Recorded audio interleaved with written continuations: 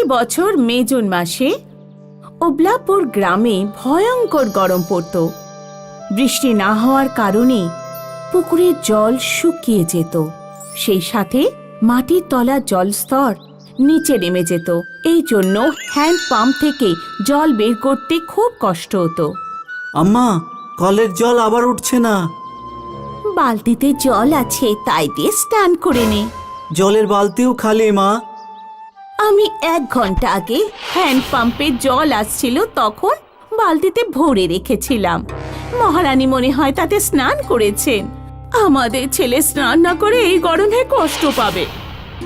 আমিও তো কালকে জল ভরে রেখেছিলাম, তোমরা তাতে স্নান করেছিলে, আমি তো কিছু বলিনি। আমার মেয়ে স্নান করেছে বলে তুমি তখন থেকে অত চিৎকার করছো। তোমার ওই মহারানী মেয়েকে বলো নিজে হ্যান্ড পাম্প থেকে জল তুলে রাখে যেন, না হলে কোনো একদিন আমার হাতে চড় খাবে। একবার গায়ে হাত তুলে দেখাও দেখি, আমি যেন আর মারতে পারি না। শেফালি নিজের মায়ের সাথে থাকতো, ওর বাবা মারা গেছিল। শেফালি আর কাকির মধ্যে মাঝে মাঝে জল নিয়ে ঝগড়া হতো। শেফালির বাবার মৃত্যুর পর কাকা কাকিমা শেফালি আর মাকে বাড়ি থেকে বের করে দিতে চেয়েছিল। সন্ধ্যায় যখন কাকা কাকিমা বাড়ি ফিরল, ধনুষ সিং ঘরে ফিরল। ওর বউ স্বামীকে কি সব যেন বলল। আজ তো তোমার ভাইজি শেফালি আমাকে মারতে যাচ্ছিল, জানো তুমি। আমি একটু বলেছি হ্যান্ড পাম্প থেকে নিজে জল তুলে রাখো, তা শুনে তেড়ে আসলো মারতে। তাও ভালো যে বাবলু বাড়িতে ছিল, ও আমাকে বাঁচালো। বৌদি কি কিছুই বলেনি? তোমার বৌদি তো দাঁড়িয়ে দাঁড়িয়ে মজা দেখলো, ও তো মেয়েকে দিয়ে আমাকে মারতে চাইলো। এইভাবে মিথ্যে কথা বলে সুমতি ধনুসিংহকে রাগিয়ে দিল। ধনুসিংহ রাগে বৌদির বাড়িতে গেল আর ওনার জিনিসপত্র নিয়ে বাইরে ফেলতে লাগলো। কাকু, এটা তুমি কি করছো? তোমরা এখন বাড়ির বাইরে বেরিয়ে যাও। দাদা মারা গেছেন, তোমাদের এখানে থাকার আর কোনো প্রয়োজন নেই, বুঝলে? শেফালি আর ওর মা প্রধানের কাছে গিয়ে ধনুসিংহের নামে নালিশ করলো। পঞ্চায়েত সভা বসলো, কিন্তু শেফালির কাকিমা প্রধানকে টাকা খাইয়ে রায় নিজের পক্ষে করে নিল। ধনুষ সিং, সুমতি আর বাবলু 3 জন ধাক্কা মেরে শেফালি আর তার মাকে বাইরে বের করে দিল। মা, এবার আমরা কোথায় যাব? খুকি, দিদার বাড়িতে চল। এই গ্রামে ধনুষ সিংহের কারণে কেউ আমাদের আশ্রয় দেবে না। ভর দুপুরে শেফালির মা চলতে চলতে রোদ্দুর আর গরমের কারণে অজ্ঞান হয়ে গেল। ওঠো মা, তোমার কি হলো? শেফালি এদিক ওদিক জল খুঁজতে থাকলো, কিন্তু ওই নিরিবিলি জায়গায় ও কোথাও জল পেল না। শেফালি দৌড়ে গাছের কাছে জলের জন্য গেল। ওখানে ও একটা কল দেখতে পেল। হ্যান্ডপাম্পটা খারাপ ছিল, ওতে হ্যান্ডেল ছিল না। শেফালি একটা শক্ত লাঠি দিয়ে হ্যান্ডেল তৈরি করে নিল আর হ্যান্ডপাম্পে ফিট করে দিল। 1 ঘন্টা চেষ্টা করার পর হ্যান্ডপাম্প থেকে কিছুটা জল বেরিয়ে এলো, কিন্তু ওটা জল ছিল না, ছিল তরল সোনা, যেটা বাইরে বেরোতেই জমে গেল। এটা তো সোনা। শেফালি একটু সোনা নিয়ে নিজের মায়ের কাছে গেল। মা তখনও অজ্ঞান ছিল। একজন ছেলে ঘোড়া নিয়ে রাস্তা দিয়ে যাচ্ছিল। শেফালি তার কাছে গিয়ে বলল, আমার মাকে হাসপাতালে নিয়ে যাবে আর তার বদলে এই সোনা নাও। ওই ছেলেটি শেফালি আর তার মাকে হাসপাতালে ছেড়ে দিল। আবার দেখা হবে। হাসপাতালে কিছুদিন মায়ের চিকিৎসা চলল আর তারপর মা সুস্থ হন। মা, দিদার বাড়িতে গিয়ে বোঝা হবার দরকার নেই। সোনা দেওয়া হ্যান্ডপাম্পের পাশে আমরা ঘর বানাবো আর ওখানে থাকবো। শেফালি আর ওর মা হ্যান্ডপাম্প থেকে চাহিদা অনুযায়ী সোনা বের করে বিক্রি করে দেয় আর বাড়ি বানিয়ে প্রয়োজনীয় জিনিসপত্র কিনে নেয়। ঘোড়ায় চলা ছেলেটি যখনই ওই রাস্তা দিয়ে যেত, শেফালির সাথে দেখা করত। একদিন বাজারে বাবলু শেফালিকে ভালো জামা পরে একটা ছেলের সাথে ঘুরতে দেখে। বাবলু সব কথা গিয়ে নিজের মা বাবাকে বলল। যখন এরা গ্রামের বাইরে একটা ছোট্ট বাড়িতে আছে, তখন ওদের কাছে এত টাকা পয়সা কিভাবে আসছে? ধনু সিংহ একদিন লুকিয়ে শেফালির পিছু নেয় আর ওদের বাড়ি পর্যন্ত পৌঁছে যায়। ও শেফালিকে হ্যান্ডপাম্প থেকে সোনা বের করতে দেখে। ধনু সিং বাড়িতে এসে একটা গরুর গাড়ি তৈরি করে। এই গরুর গাড়ি নিয়ে তুমি কোথায় যাচ্ছ? শৈফালির বাড়ির কাছে একটা হ্যান্ডপাম্প আছে যেটা সোনা দেয়। আজ রাত আমরা ওই হ্যান্ডপাম্পের নিচে সব সোনা চুরি করে গাড়িতে করে নিয়ে চলে আসব। রাত্রে ধনু সিং, সুমতি আর বাবলু শেফালির বাড়ির কাছে যায়। সবার প্রথমে শেফালি আর তার মায়ের মুখে অজ্ঞান করার ওষুধ রুমালে চেপে ওদের অজ্ঞান করে দেয়।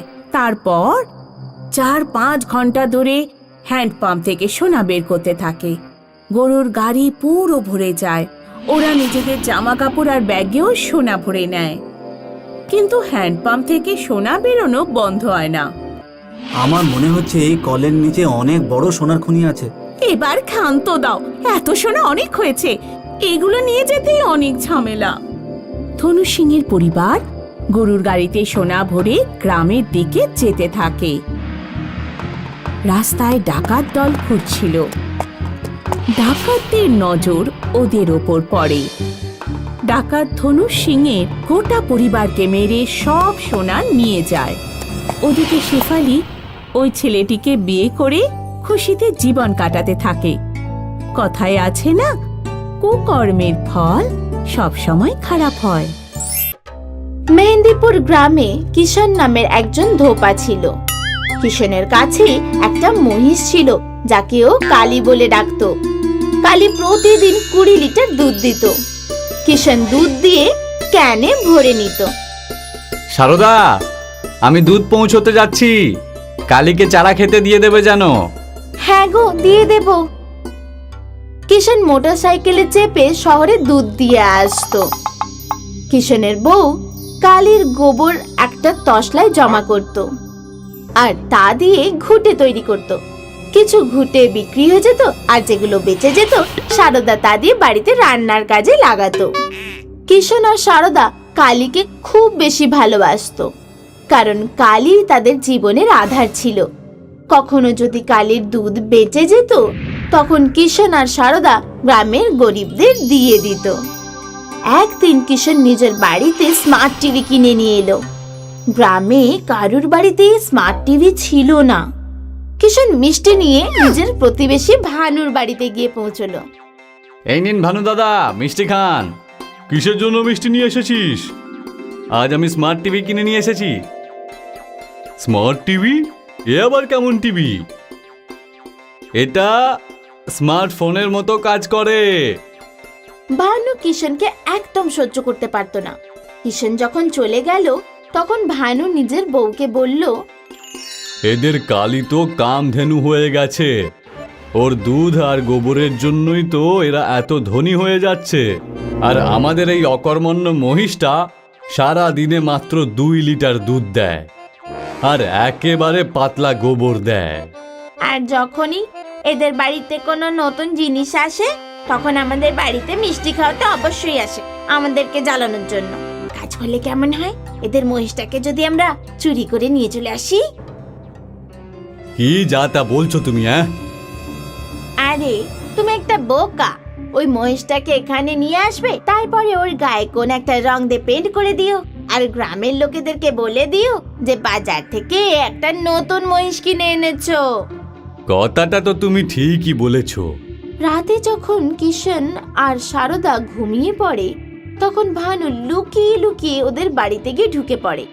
ও কালীর মুখটাকে দড়ি দিয়ে বেঁধে দেয় আর কালীকে তুলে নিজের বাড়িতে নিয়ে যায়। বাড়ি ফিরে কালীর গায়ে ও ব্রাউন রঙের পেন্ট করে দেয় আর ঘুমিয়ে পড়ে। পরের দিন যখন কিষণ আর সারদা ঘুম থেকে ওঠে তখন তারা দেখে যে তাদের কালী উধাও। হে ভগবান, আমাদের কালী কোথায় চলে গেল? বেচারা কিষণ আর সারদা নিজেদের প্রতিবেশীদের উপরে একেবারেই সন্দেহ করলো না আর সারা গ্রামে নিজেদের মহিষকে খুঁজতে থাকলো। যখন সারা গ্রামে কালীকে পাওয়া যাচ্ছিল না তো বেচারিরা জঙ্গলে বসে কাঁদতে শুরু করলো। সেদিন দুজনে খাবারও খায়নি। কে জানে কালী কি অবস্থায় রয়েছে বেচারিটা। তখনই কিষান দেখলো যে জঙ্গলে একটা মহিষ দাঁড়িয়ে আছে। কিষান আর সারদা তার কাছে গেল। কিন্তু এ তো আমাদের কালী নয়। এ আমাদের কালী তো নয়, কিন্তু মনে হচ্ছে ভগবান একে আমাদের জন্যই পাঠিয়েছে। না হলে জঙ্গলে এমনি এমনি কি করে কেউ মহিষ খুঁজে পেয়ে যাবে? কিষান আর সারদা এই মহিষটাকে নিয়ে নিজেদের বাড়িতে গেল। পরের দিন সারদা যখন ঘুম থেকে উঠল তখন নিজের মহিষের গোবর দিয়ে ঘুঁটে তৈরি করতে লাগলো। গোবরের মধ্যে থেকে সে একটা সোনার বিস্কুট পেল। ওগো শুনছো, দেখো গোবরের মধ্যে থেকে একটা কি পেয়েছি। সোনার বিস্কুট? এটা মহিষের পেটে এলো কিভাবে? পরের দিন মহিষটা যখন গোবর দিল তখন তার থেকে আবার একটা সোনার বিস্কুট পেল। মনে হচ্ছে এই মহিষটা প্রত্যেক দিন নিজের গোবরের সাথে একটা করে সোনার বিস্কুটও বের করে দেয়। কিষান আর সারদা গোবরের সোনার বিস্কুট পাওয়ার জন্য খুব তাড়াতাড়ি ধনী হয়ে গেল। তারা একটা বড় বাড়ি তৈরি করে ফেললো আর একটা গাড়িও কিনে ফেললো। আর ওইদিকে ভানু যখনই কালীর থেকে দুধ দুইতে বসতো তখনই কালী তাকে লাঠি মারতো। ভানু আর তার বউ লাঠি দিয়ে কালীকে খুব মারতো আর জবরদস্তি দুধ দুইতো। এ তো আমাদের নাজেহাল করে মারছে। ওখানে কত ভালোবেসে দুধ দিত, আর এখানে এত নাটক করে কেন বুঝতে পারি না। কিষানের তো কত বড় বাড়ি তৈরি গেছে আর তার একটা গাড়িও কিনে ফেলেছে। বুঝতেই পারছি না যে ওদের কাছে এত টাকা কোথা থেকে আসছে। ভানু রাতের বেলায় কিষানের ঘরে উঁকি মেরে দেখলো আর চুপচাপ কিষান আর তার বউয়ের কথা শুনতে লাগলো। আজ আমরা যা কিছু সব এই মহিষটার কৃপাতেই। যদি এ রোজ একটা করে সোনার বিস্কুট গোবরের সাথে না দিত তাহলে আমরা কখনোই ধনী হতে পারতাম না। আচ্ছা, এর মানে এই নতুন মহিষটার পেটের মধ্যে সোনার বিস্কুট রয়েছে। কিষান আর তার বউ যখন শুয়ে পড়ে তখন ভানু রাতের বেলায় ওদের ঘরে ঢুকে পড়ে আর সেই নতুন মহিষটাকেও খুলে নিয়ে নিজের বাড়ি নিয়ে আসে। ভানু সোনা পাওয়ার লালসায় মহিষটার পেটই চিরে ফেললো। মহিষটার পেটের মধ্যে একটাও সোনা ছিল না আর মহিষটা মারা গেল। তাড়াতাড়ি এটাকে ফেলে এসো, নাহলে আমরা মারা পড়বো। কিন্তু গ্রামের চৌকিদার তাকে থামিয়ে দিল। আরে, এটা তো কিষান দাদার নতুন মহিষটা, তুমি একে মেরে ফেললে। চৌকিদার ভানুকে ধরে নিয়ে এসে কিষানের কাছে নিয়ে যায়। ভানু, তোমার থেকে তো এটা আশা করিনি, আর আমরা তোমায় কত ভালো মানুষ ভাবতাম। তার মানে আমাদের কালীকেও তুমিই চুরি করনি তো? আমায় ক্ষমা করে দাও, আপনার কালীকেও আমিই চুরি করেছিলাম। গ্রামে পঞ্চায়েত ডাকা হলো। পঞ্চায়েত ভানু আর তার বউকে গ্রাম থেকে বের করার নির্ণয় শুনিয়ে দিল।